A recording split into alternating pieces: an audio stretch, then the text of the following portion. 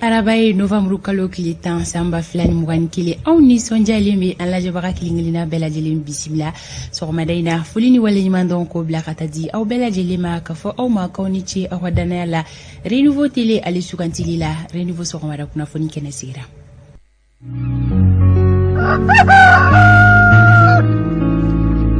Renouveau matin ni kɛnɛ sigilen ye aw ye aw ni layidu ta aw ye kanubagaw ka fɔ an bɛna aw ka kunnafoniyaw kunfɔlɔ di aw ma dɔgɔkun kɔnɔ siɲɛ 5 ka daminɛ tɛnɛ ka taa se fo juma ma nɛgɛ kaɲɛ 7 o mana tɛmɛ ni sanga 15 ye ka taa bila nɛgɛ kaɲɛ 9 na aw ka kunnafoniyaw kunfɔlɔ bɛ fara ɲɔgɔn kan Renouveau matin jamakulu bɛɛ lajɛlen fɛ k'a lase aw ma aw mana kɛ yɔrɔ yɔrɔ aw mana kɛ diɲɛ fan o fan walasa aw ka se ka bɔ kunnasiri la aw ka tile journée kɔnɔna la soli ka wuli kɛbagaw an mana sigi ni kɛnɛ kan an tɛ ɲina aw kɔ an bɛ aw fo maa minnu bɛ yen nɔ k'olu ser'u ka baarayɔrɔ la ka ban an ka foli bɛ u ye minnu fana bɛ sokɔnɔnaw la an ma ɲinɛ u kɔ an bɛ u kelen-kelenna bɛɛ lajɛlen fo bɛɛ de bɛ fo ka kɛɲɛ n'i ka wagati cogoya ye sabula wagatiw cogoya tɛ kelen ye sabula an kanubaga kelen-kelenna sɔgɔlen don an na diɲɛ fantan naani bɛɛ lajɛlen fɛ o la an bɛ bɛɛ fo ka kɛɲɛ n'i ka wagatiw cogoya ye fɛn min bɛ tali kɛ lamɛnbaga jamakulu la an bɛ bɛɛ lajɛlen fo maa o maa de sɔgɔlen don anw na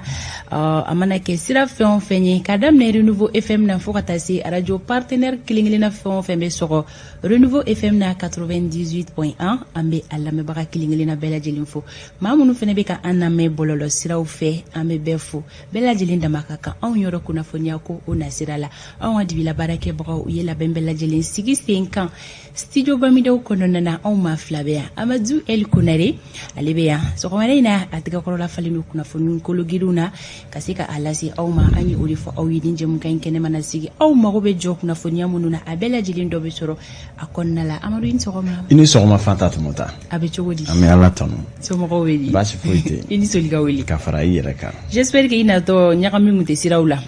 sabula don bɛɛ tɛ kelen ye ɲagami kun tɛ sira kan sabula kabi 4 heures n taara an ka dossier kura bila CNT la ni maa kelen bɔra a la mais dɔ bɛ se ka fara jama kan o y'a sɔrɔ jama ma ciya kosɛbɛ a fɔra i ye k'a bɔra a la pewu de wa i t'i cogo dɔn décret abrogé décret de nomination abrogé mais n b'a kɔfɛ a suite ye jumɛn ye kana girin ka don kow la suite ye min ye ma ko ni abrogé ra ni girin ka don i fana ta laban mais abrogé nomination kura de bɛ kɛ an bɛ bɛɛ fo ni Ala sɔnna an se ma kɛ min ye bi an b'o di maaw ma siga t'a la sɔni i ni kanubagaw na ɲɔgɔn la sɔrɔ dɔn kibaru ale kɛnɛ kan o la Amadou i bɔra k'i da maga yɔrɔnin min na sisan fɛn min bɛ Isa Kawji min fɔ ale kelen kɔrɔ ka tile 12 kɛ kiiri tigilamɔgɔw olu bolo kɔrɔ kunu an y'a ye k'a fɔ Isa Kawji ale kɔni labilala a bɔra kogobanani ni ɲɔgɔn cɛ a kɔni ye a ka liberté sɔrɔ an bɛ wagati min na i ko sisan o la kalanbulon jumɛn bɛ se ka sɔrɔ Isa Kawji ka nin kisa in kɔnɔ ani fɛnɛ kunnafoniya jumɛnw de bɛ an bolo a ka labilali ko kan Isa Kabasidi bɛ ale bɛna walawalali kɛ aw ye o babu kan o kɔfɛ an bɛ taga M5 RFP jɛkulu kɔnɔna la wagati dɔ la fɛn bɛ tali kɛ miliyɔn 5 CFA wari la o kunkan ko kuma kɔni tun bɛ M5 RFP sifinakaw kun kan o la fɛn bɛ tali kɛ M5 maa ɲɛmaw la olu bɛ ɲɛfɔli jumɛn de kɛ ni miliyɔn 5 ko kisa in kan anw bɛna wele bila Biton Kulibali ma ale ka se ka o kunnafoniyaw lajɛ a bɛɛ lajɛlen ka se ka faamuyali ɲuman sɔrɔ anw ka Biton maa welele o ye Ibrahim John Koloni Kulibali ye ale ye kunnafonidilaw ka kulu dɔ maa ɲɛma ye kunnafonidila minnu bɛ yen nɔ ni olu ka wulikajɔ bɛnnen don ka se ka fɛn bɛ tali kɛ sigida lakana ni o koɲɛw ma anw ni ale bɛna ɲɔgɔn lasɔrɔ sabula ko wulikajɔba bɛ u bolo ni arabadonya in na a bɛna o kunnafoniyaw ko lase kanubaga jamakulu ma sori Ibrahim Diallo ale bɛ bisimila fɛn bɛ tali kɛ taa ni ka segin kunnafoniyaw la a bɛ siraba kanaw la ka ba bɛ jateminɛ la sɔɔni an na ɲɔgɔn lasɔrɔ nɛgɛjuru sira fɛ a ka se ka an kunnafoniya kunnafonidi gafe minnu bɔra bi araba novembre kalo tile 10 olu ɲɛfura fɔlɔ laseli minnu mana o bɛna lase aw ma Amadou fɛ jɛmukan in kɔnɔna la bi sɔgɔmada in na kɛnɛya kunnafoni o bɛna tali kɛ bana kan a bɛ fɔ min ma ko fibrom docteur bɛ ɲɛfɔli kɛ o la k'an balima musolakaw bɛɛ lajɛlen k'u tulo ɲɛgɛlen bɔ sɔɔni o kunnafoniyaw o na di kanubaga jamakulu ma Alexis Kalambiri ale bɛ bisimila i n'a fɔ ladalako la a ka yeta ye fɛn min ye sɔgɔmada in na a ma sɔn min ma o ka se ka lase kanubaga jamakulu kelen-kelenna bɛɛ lajɛlen ma ka fara anw ka don fɔli duman ale kan Amadou El Konare don kibaru o bɛ ale bolo anw bɛ don kunnafoni kɔnɔna na sisan ni wagati bolo dacogo ye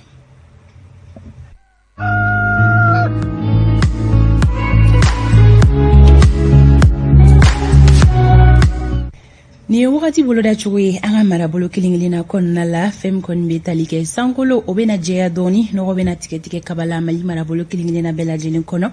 foni marabolo flabora la obe buguni ani stika sokofo o marabolo fem koni no obena da kabala big le bintola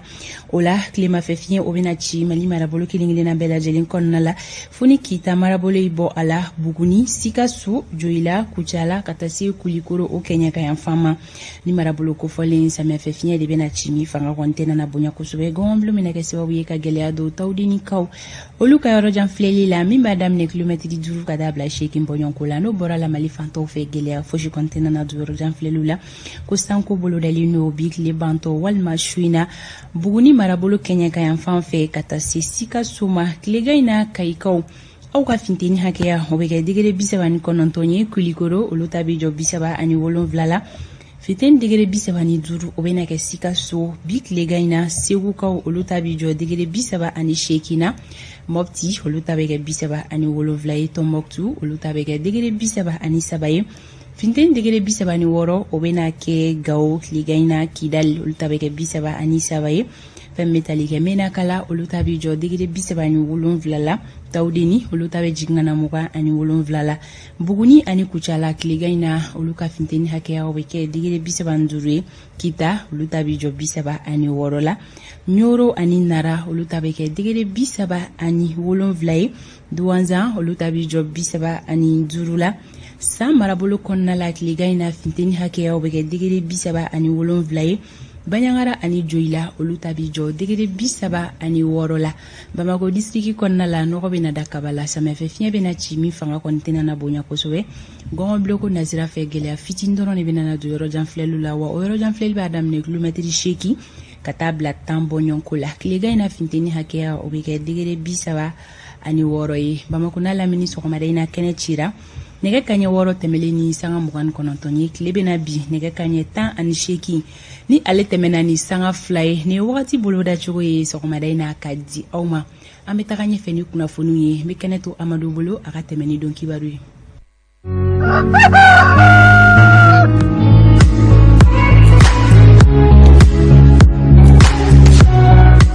Koko na funi alebe mrofa alima dumunike Amadou kanu bako koroto lendo sisan dani no sanga e mo duru soro negenya wulo flaka ya bismillah ante tayro jan kuna funi bakuru bawo bina talike CEDEAO ye nyakli mun taka nyesi anga jamana famo ma Mali gouvernement ye bataki munna o koni ayira ka fo wulika jobi na to sena wasa kalata o bara o kala benga halibina ka bi wati mafo amena pmo ka so madaina don kibaru ale kene konna la no bora ye burutigu koni mina ta bara bla kurala alamsa ina shini ukafola o koze ina tabina ke bara bla chari ye ni o ye grève illimité ama sorla ka fo ni jamana maraba nyemo mabbe kibri sogon kelenka o forako ka di biduru oluko ko na kara biduru ye foroko ni bito adokistra la amina kuma kan sogomadaina donki baro ale kene konna la halibina ka bi minye goleya be sigida kono daro dumuni doveum bela jele jale do karatata amina kuma o fana ko do kan sogomadaina minye demseni chama mi daire menyi moto taxi la kan la kana balia fana do ni me utula ma chama bunena o ni la tleflani na ko la amina war ko itaka ni do la me o kan bi sogomadaina kan bela jerele salo anya fo isa kaujima le labla la kungo kiritigila mo fenga gwena ka bo CNT kono sebe tegano blara jamana kuntigi asimi gweita fe amina kuma ka so madaina bakuruba ofleni sisa dani no munu mala kan fle Mali courant lebi ba ani kenyeka ani munu me bololo sanfe jamana ko ka ame au befu ayo bismillah kibaro ya dailela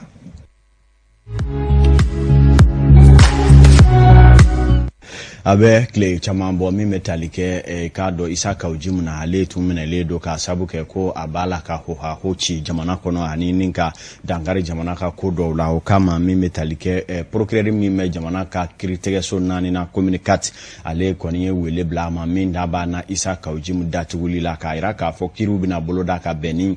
ikado awa Desember kalo kle sabana tai nga yano che minye CNT manyemo ya kanuka bolo korota hakilina dota o sharia sebe munu yere jabi laban kera commission ad hoc sigli no lui anganian dibela jele di ko ka kaujim bla peu ka bɔ i ka dɔn k'a fɔ awa kaso la o kɔni bilali baaraw kɛra kunungo an ka jamana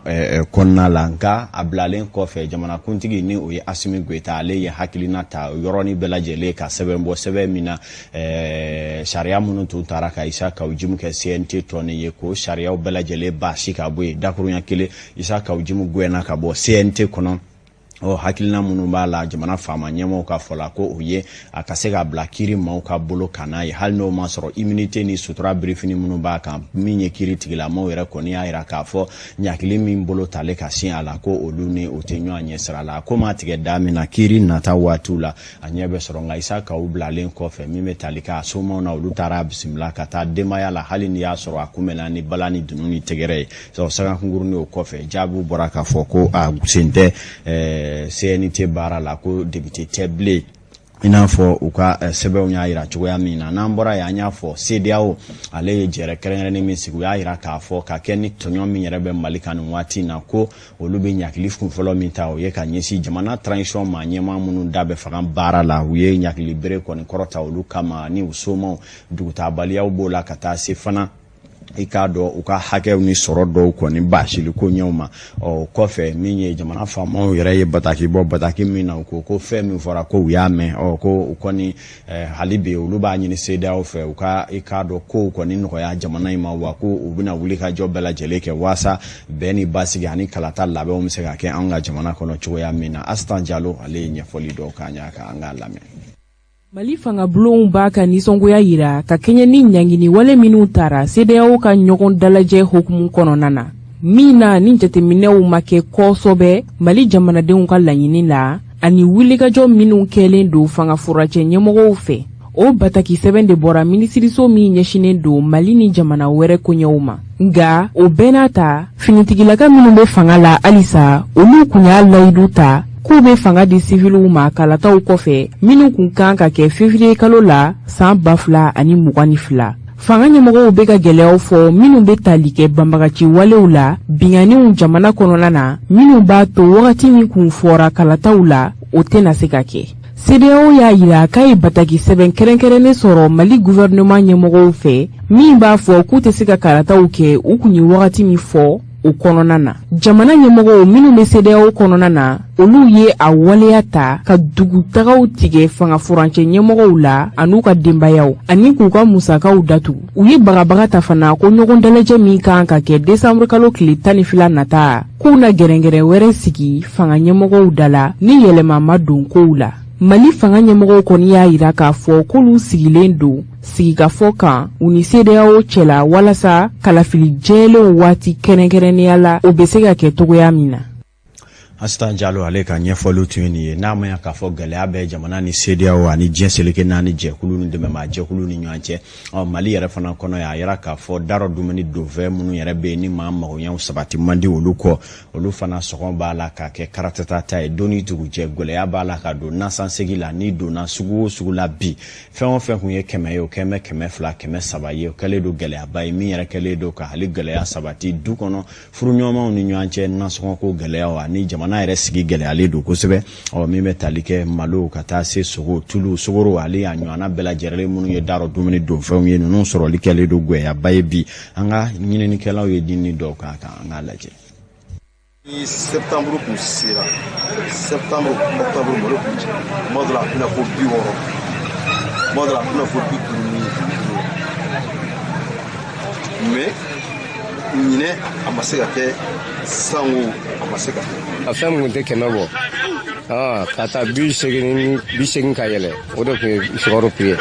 mais sisan n'o taara 100 ni kɔ la kɔni i b'a dɔn k'a fɔ a gɛlɛyalen don. Nin ye tiɲɛ de ye bibi na Mali suguw kɔnɔ dala dumunifɛnw olu sɔngɔ yɛlɛlen don malo ale y'a misaliya ɲuman dɔ ye an bi yan dibida sugu de la. Ɲinɛnta k'a fɔ k'a kɔni bɛ jigin ko ni mɔgɔ min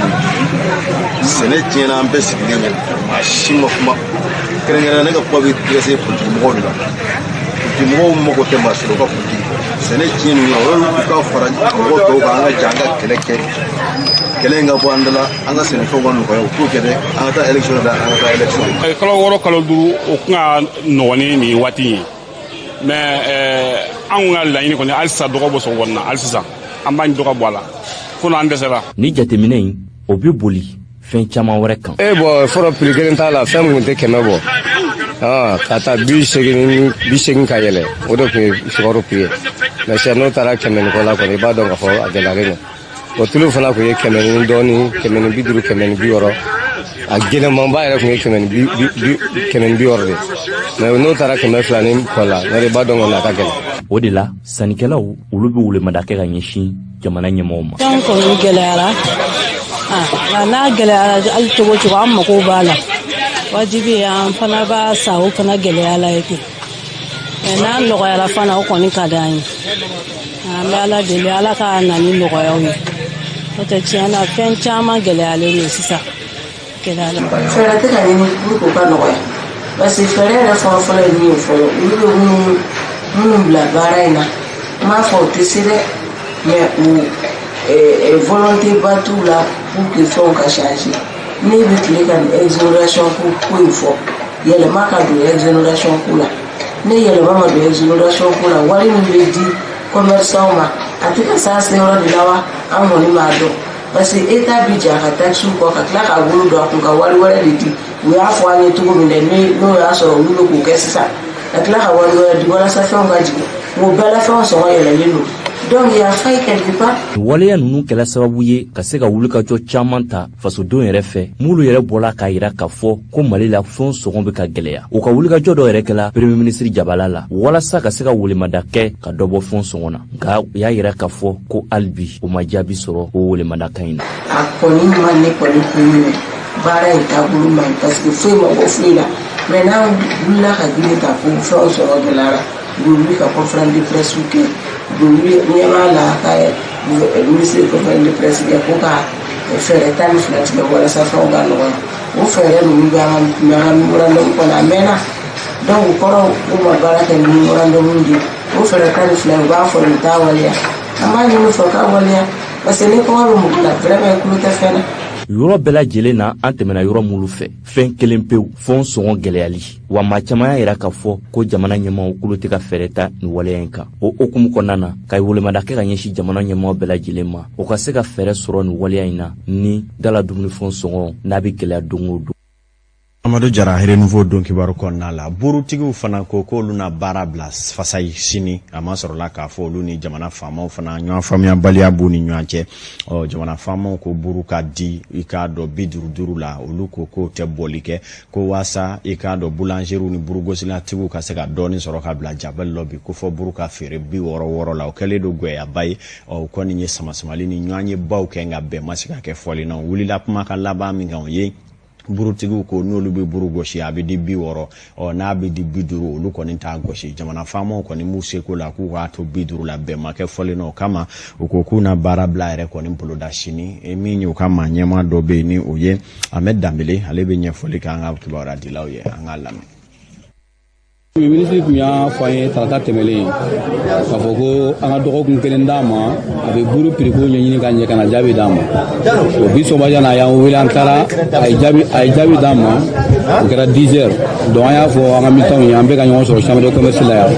pour que an k'o jaabi di mɔgɔw ma boulanger y'a jira k'a fɔ jamana labatoli kosɔn ani ministre jɔyɔrɔ labatoli kosɔn an jɛnna n'a ka kuma fɔlen a ko buru tɛmɛ 50 kan an jɛnna n'a ye mais anw de tɛna se ka baara kɛ o 50 in kan